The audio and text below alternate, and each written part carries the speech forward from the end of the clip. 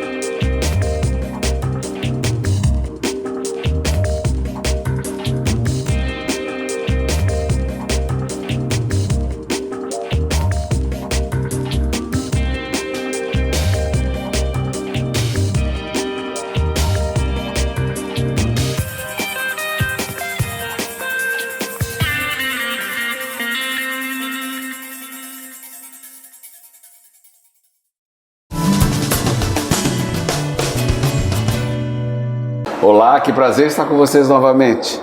Hoje nós vamos conversar um pouquinho de saúde. Como vai a sua saúde? Vai bem? Que bom, mas tem que ter cuidados. Eu, às vezes, sou conhecido por ser insistentemente preocupado com a saúde, porque eu sou a favor da saúde preventiva.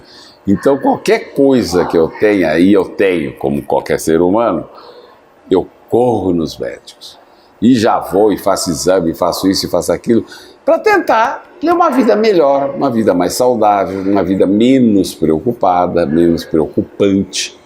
E ter, naturalmente, um final de vida, um desfecho de vida em paz, isto é, viver até os últimos dias com mais tranquilidade, não é?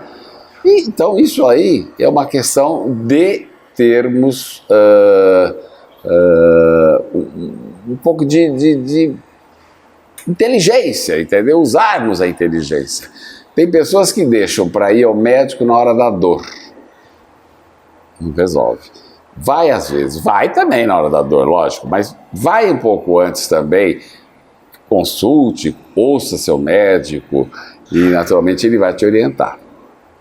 Por isso e para isso, eu trouxe hoje indiscutivelmente uma referência em gastroenterologia, que é o Dr. José Alfredo Reis Neto, que aqui está, que indiscutivelmente é uma das pessoas mais respeitadas desse segmento.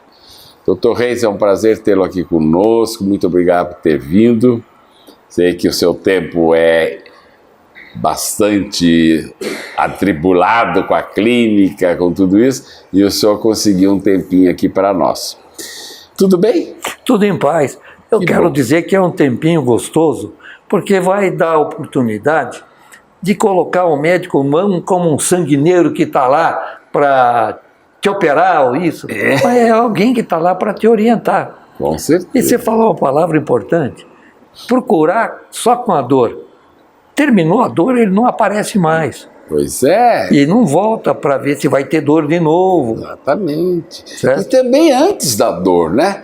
Porque você às vezes tem que fazer um check-up, vai lá, olha, vamos fazer isso, faz um exame aqui. Hoje, por exemplo, doutor Reis, eu aconselhei um amigo lá do jornal que fez 41 anos e nunca fez uma colonoscopia. E eu estava explicando para ele, eu nem sei se falei certo, agora a senhora até me corrija, mas eu estava explicando que acima de uma certa idade ou numa certa idade, você já tem que começar a olhar essas coisas. São exames preventivos.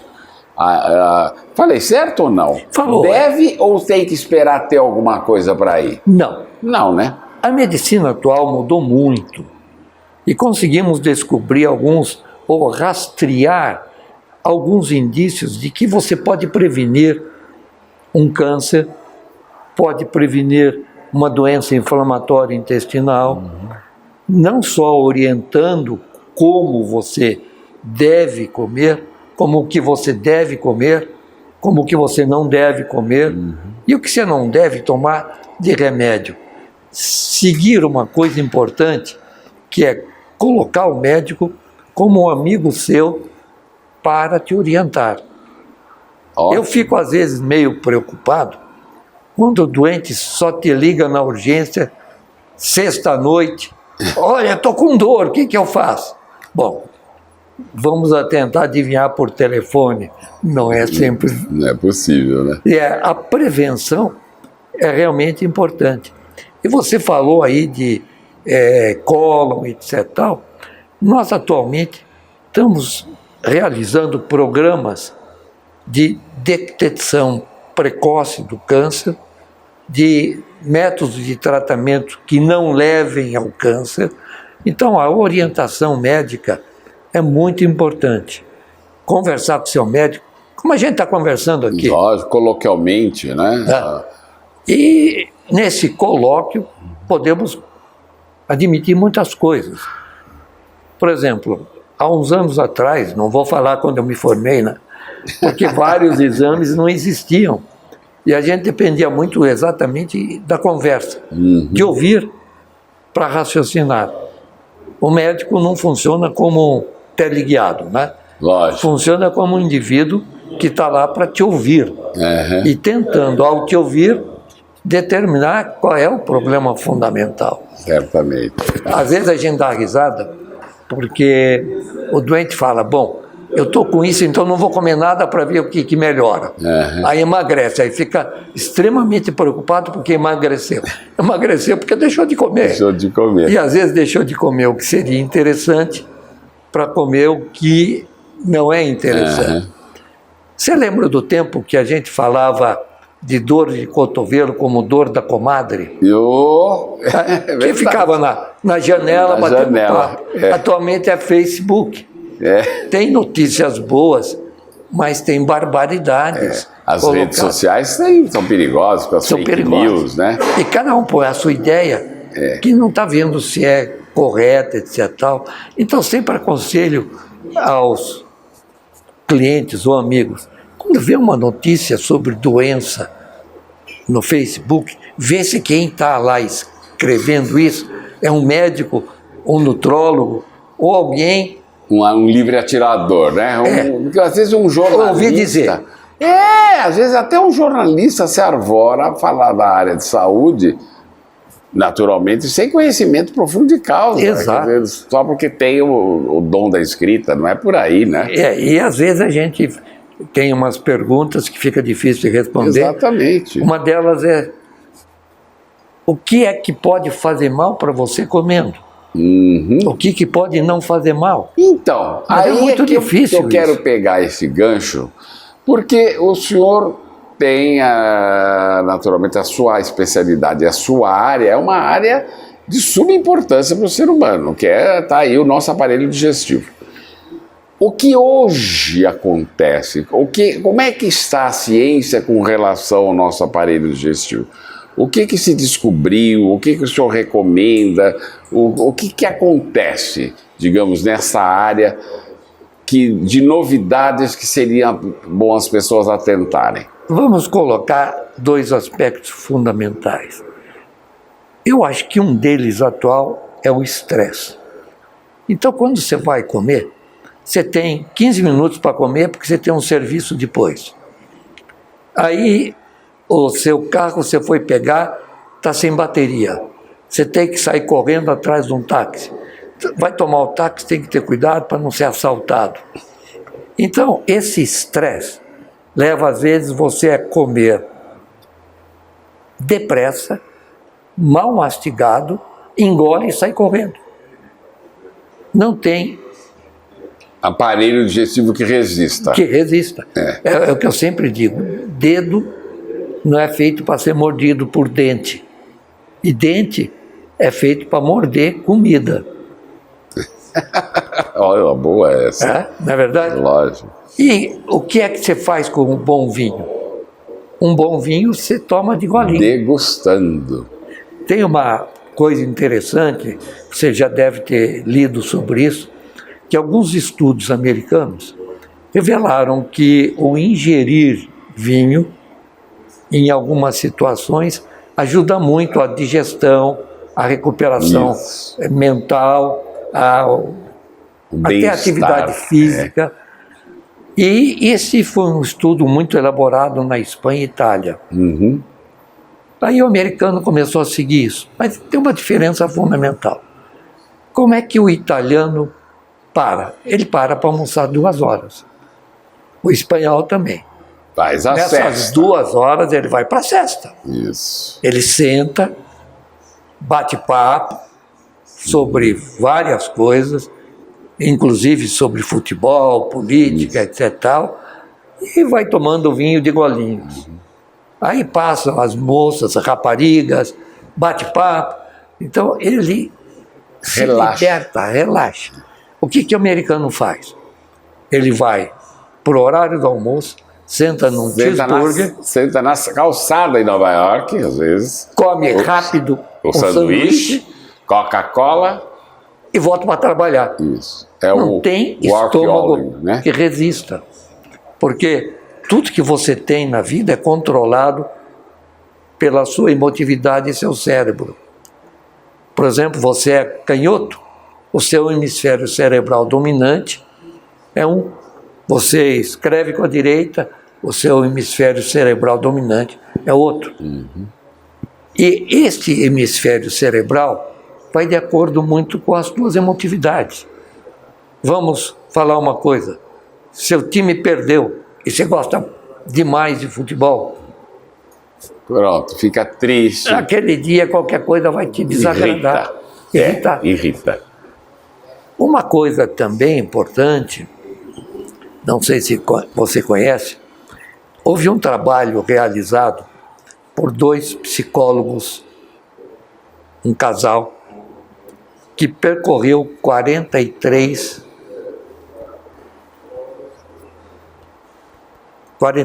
territórios, 43 países, com coisas absolutamente diferentes. Estados Unidos, Suíça, etc. Tal. Mas eles chegaram a uma coisa muito interessante. O padrão do homem é o mesmo. E o padrão da mulher é o mesmo. Nesses países. Em todo país no mundo. Eles chegaram a um raciocínio muito interessante. Até tem um livro. Por que os homens mentem e as mulheres fazem amor? É isso mesmo. Já deve ter ouvido disso. Já. Certo? É como aquele, por exemplo, quando a mulher está do seu lado guiando e ela levanta o braço esquerdo e fala, vai para a direita. Isso. E ninguém compreende por quê. Mas ele nos chegou à seguinte razão. O homem tem como objeto a caça. Ele fixa a ideia, eu estou vendo aquela cadeira, ela está à minha direita. Isso. Mas eu estou daqui olhando a cadeira. A mulher, como ela tem o domínio do meio ambiente, ela está no meio ambiente.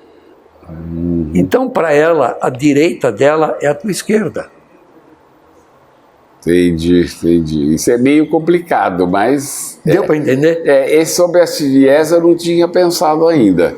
Eu sempre achei que elas têm um mecanismo cerebral diferente. Não.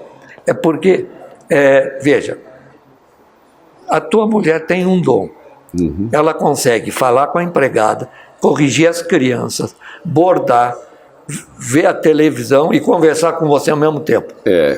E bisbilhotar a vida do vizinho ainda. E a gente só consegue olhar na porcaria da televisão e tá ali. Então, mas por quê? Porque exatamente a função do homem...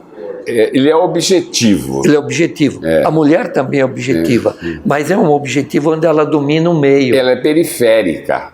Exatamente. Isso. Ela tem que dominar o meio, porque ela, na realidade, ela faz como parte. Mãe, ela tem algumas coisas que o pai não pode fazer, amamentar. Isso. E a amamentação é uma coisa em que a mãe tem um contato direto com o filho.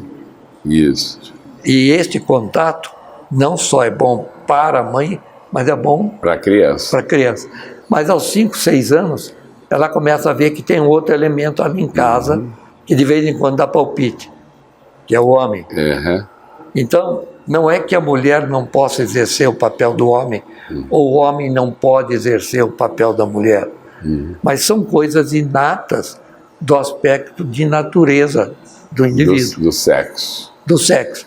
O senhor falou muito bem. E agora, pegando este gancho, eu pergunto, porque hoje, doutor Reis, existem novas, para nós leigos, doenças que a gente não ouvia falar, pelo menos, com constância. Uma delas é a intolerância à lactose, já que o senhor falou do leite materno. Antigamente não existia, Não. Isso é uma coisa bastante interessante. Se você for à Suíça, o suíço tem no seu armazém, no seu lugar de pôr carro, uma vaca. Que ele cria Tem. vaca. Mas ele não bebe o leite da vaca. Ele come o queijo. O leite, se você pegar a história, era muito pouco utilizado como bebida. Foi muito difundido depois da Primeira Guerra Mundial, onde os Estados Unidos tinha como grande objetivo melhorar a situação econômica dele. O que é que ele vendia muito e que tinha muita produção? Leite. leite. Passou-se a tomar leite. Vamos colocar que quem toma leite, Depois da Primeira Guerra. depois da primeira, não da segunda, da primeira. O leite é o animal chamado mamífero. Ok? O leite é dado pela mãe, e isso os ginecologistas atuais descobriram, que o leite materno é muito melhor que o leite de Da outra vaca. espécie. Mas o leite não é só nutrição. A criança passa 9 meses no abdômen da mãe. Nesse período, ela se alimenta do sangue da mãe. Ela tem a defesa imunológica da mãe. O que é a defesa imunológica? É o modo que o seu organismo tem de reagir a agressões. A mãe dando o leite logo depois que a criança nasce, ela transfere o resto da defesa imunológica para a criança sobreviver nas primeiras defesas imunológicas. Após um determinado período, Que vai até... por exemplo, você já viu touro mamar? Não. Você acha que a natureza é errada? Não. Não. A vaca com 45 dias chifra o bezerro. Ninguém tem que chegar lá e falar, para de amamentar. Porque é da natureza que o mamífero tenha a lactase no período em que ele necessita o leite. O que é a lactase? É uma enzima que vai digerir o leite. Após uma determinada idade, a natureza te faz diminuir a necessidade da lactase. Mas nós temos a lactase no organismo? Temos, mas ela... Não produzimos mais depois de uma certa idade? Não, o seu organismo diz não precisa mais. Ao 35% da população ainda mantém. Mas grande parte da população não tem essa enzima. Então o lactate ou qualquer outra substância nada mais é do que a lactase, que é a enzima que você parou de produzir. Entendi. Então, a pessoa que tem intolerância à lactose deve primeiro fazer um exame com o seu médico, é o caso do senhor, faz os exames e depois o senhor orienta o que deve ser feito ou não. No caso, aí ele vai dizer se quer tomar lactase para poder comer um queijo, tomar um copo de leite, se é que você não vive sem leite, enfim. É isso aí. Exatamente. E aí é interessante ver que o leite é o que transfere para a criança a defesa imunológica. Então o leite é uma fonte de imunoglobulina da espécie. Sim. Ou seja, a espécie vacuna, a imunoglobulina é uma. A espécie humana é outra imunoglobulina. Então, já que estamos falando de leite, qual seria o melhor leite para tomar? Aquele em que o animal, em menos tempo, faz a cria sobreviver. O rato, por exemplo, só alimenta por 3 dias. Mas se falar de leite de rato, você não vai tomar. Jamais. Mas leite de cabra é um Leite de pouquinho cabra é menos. bom? Não, são todos aspectos imunológicos Defesa imunológica. Mas o leite de cabra contém lactose? Contém Lactose? Sim, todos têm. Então, o intolerante à lactose não pode tomar leite de cabra também. Também. Qualquer leite que não seja humano. Qualquer leite. E leite de coco? Esse é bobagem. Vegetal. Levou o nome de leite. Mas não é, é um soro. É como leite de arroz. Certo. Esses podem ser tomados? Sem problema, não tem Leite nada de coco, leite. leite de amêndoas, leite de... Isso pode? Pode, porque não são substâncias com aspecto de defesa imunológica. Imunológico, entendi. Agora, outra coisa, doutor Reis, aproveitando. Por exemplo, os exames preventivos. O que o senhor recomenda que as pessoas façam? Colonoscopia, endoscopia, o que o senhor recomenda? Vamos começar na colonoscopia. A colonoscopia é um exame que começou a ser realizado a partir de 1978. Mas os primeiros colonoscópios, 1969, eu tinha um, por exemplo, colonoscópio que eu trouxe para o Brasil em 1970. Era duro, a gente virava o doente e não o aparelho. A partir de 1972, começamos a fazer colonoscopias de rotinas, que foi cada vez mais incrementando. Aí vimos uma coisa muito interessante. O japonês do Japão tinha muito pouco câncer de cólon. Aí ele foi do Japão para os Estados Unidos. Os descendentes desses começaram a ter câncer de cólon. E por quê? Alguma coisa relacionada à alimentação, alguma coisa relacionada ao temperamento. Tentou-se até relacionar o câncer de colo com várias coisas. Na realidade, atualmente, nós sabemos que é uma disfunção genética. E começamos a fazer as colonoscopias e descobrir pequenas verruguinhas chamadas pólipos. Tudo que o médico chama pólipo é uma saliência, uma verruguinha. Então, é uma verruguinha no intestino. Tirávamos e era uma verruguinha normal, era inflamatória. A outra era um adenoma, que é também uma alteração morfológica. Só que o adenoma a longo prazo se transforma em câncer. Aí conseguimos fazer diagnósticos mais precoces de câncer. Por isso que a colonoscopia é importante para a prevenção do câncer. De início a gente dizia, passou dos 50 tem que fazer colo. Principalmente em homem. Erro. A mulher está tendo câncer de colo na mesma incidência que o homem. Está vendo? Porque um grande médico americano descobriu a síndrome. E a síndrome envolve que geneticamente câncer de colo, câncer de mama, câncer de rim, câncer de estômago e câncer ginecológico têm a mesma origem genética. Olha aí. Então esses cânceres é muito importante a pessoa saber. Olha, na minha família alguém teve câncer de pulmão. Para de fumar. Mas não é genético. Perfeito. Teve câncer de colo. Calma, então vamos ter que observar. Então começamos a indicar a colonoscopia após os 50 anos. Mas agora não é antes? Agora nós estamos vendo o seguinte, que o câncer está aparecendo aos 45 e até aos 40. Então, mudamos a idade de 50 para 45. Ótimo.